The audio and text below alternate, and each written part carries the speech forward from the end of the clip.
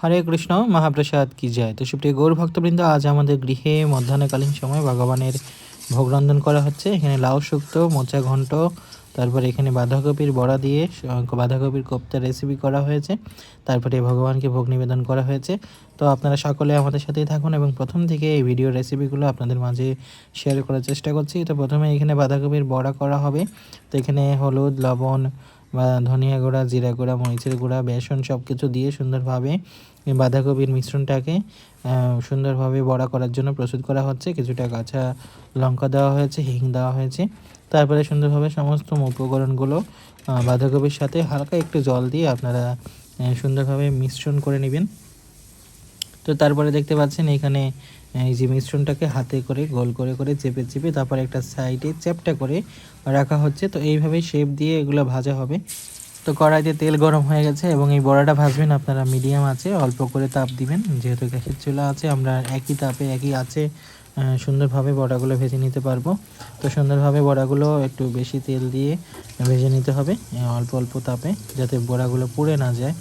দেখতে পাচ্ছেন বড়াগুলো ভাজা হয়ে গেছে। এখন সম্বাস প্রস্তুত করা হবে। তো কড়াইতে এখানে গরম তেল দেওয়া হয়েছে। তারপরে দেখতে পাচ্ছেন এখানে এলাচি, দারচিনি, শুকনো শাল, তেজপাতা, তারপরে সামান্য টমেটো দেওয়া হয়েছে। তারপরে এখানে আপনার হলুদ, লবণ দিয়ে সুন্দরভাবে টমেটো সসটাকে কমপ্লিট করা হচ্ছে যত সময় টমেটোটা সিদ্ধ না হয়ে যায়। তো এদিকে আমরা কিছু মশলা, গরম মশলা বেটে নিয়েছি। তারপরে এই মশলার পেস্টটা এখানে চলে যাবে। তো এখানে প্রথমে ধনিয়ার গুঁড়া দেওয়া হয়েছে, টমেটো সসটা কিন্তু হয়ে গেছে। তারপরে বাটা মশলাগুলো ইউজ করা হচ্ছে। তারপরে সামান্য গরম জল দিয়ে সুন্দরভাবে সবজির রসটা সুন্দরভাবে গ্রেভিটা তৈরি করে নেবেন।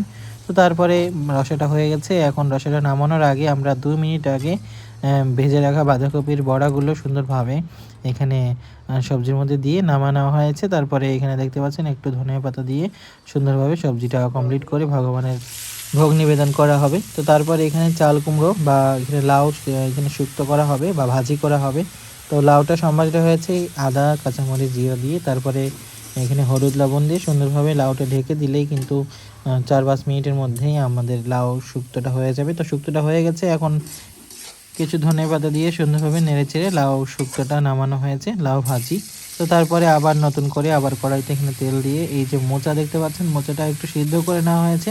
তারপরে এই মোচাগুলোকে লবণ, হলুদ দিয়ে সুন্দরভাবে তেলের সাথে ভেজে নেওয়া হচ্ছে। তারপরে এখানে এখানে সিদ্ধ করে রাখা ঘন মুগ ডাল ছিল। তো মুগ ডালগুলো এখানে মোচার সাথে যাচ্ছে। তো মোচা দিয়ে ডাল দিয়ে একটা ঘন্ট টাইপের করা হবে। তো এই রেসিপিটা অনেক সুস্বাদু, আপনারা গৃহে ভগবানকে এইভাবে রন্ধন করে দিতে পারেন।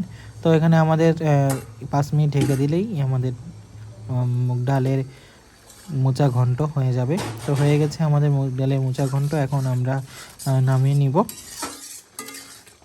তো লাস্টে কিছু ধনেপাতা দেওয়া হয়েছে, ধনেপাতা দিয়ে সুন্দরভাবে নেড়েচেড়ে এই যে ঘন্টটা নামানো হয়েছে, মোচার সুস্বাদু ঘন্ট। তো এখন ভগবানের ভোগ নিবেদন করার জন্য ভোগের থালি সাজানো হচ্ছে। তো এখানে দেখতে পাচ্ছেন এখানে মোচার ঘন্ট নেওয়া হচ্ছে, ডাল দিয়ে মোচার ঘন্ট। তারপরে এখানে লাউ দিয়ে ডাল রান্না করা হয়েছে, মুগ ডাল। তো তারপরে এখানে কিছুটা লাউ শুক্তো করা হয়েছে, লাউ শুক্তো বা লাউ ভাজি, খুবই টেস্টি। তারপরে এখানে কিছুটা লাই শাক করা হয়েছে, শাক ভাজা। তারপরে এখানে সালাদ দেওয়া হচ্ছে, শসা, টমেটো এবং গাজর দিয়ে মিশ্রিত সালাদ। তারপরে এখানে যে বাঁধাকপির কোপ্তার রেসিপি করা হয়েছে, সুন্দরভাবে বাটিতে সুন্দরভাবে ভগবানের ভোগের উদ্দেশ্যে ভোগ সাজানো হয়েছে। তো আপনারা সকলে ভোগ নিবেদনের পরে ভোগ নিবেদন দর্শন করবেন। তো তার লাস্টে কিন্তু এখানে একটু ঘি এবং কাঁচামরিচ দেওয়া হয়েছিল।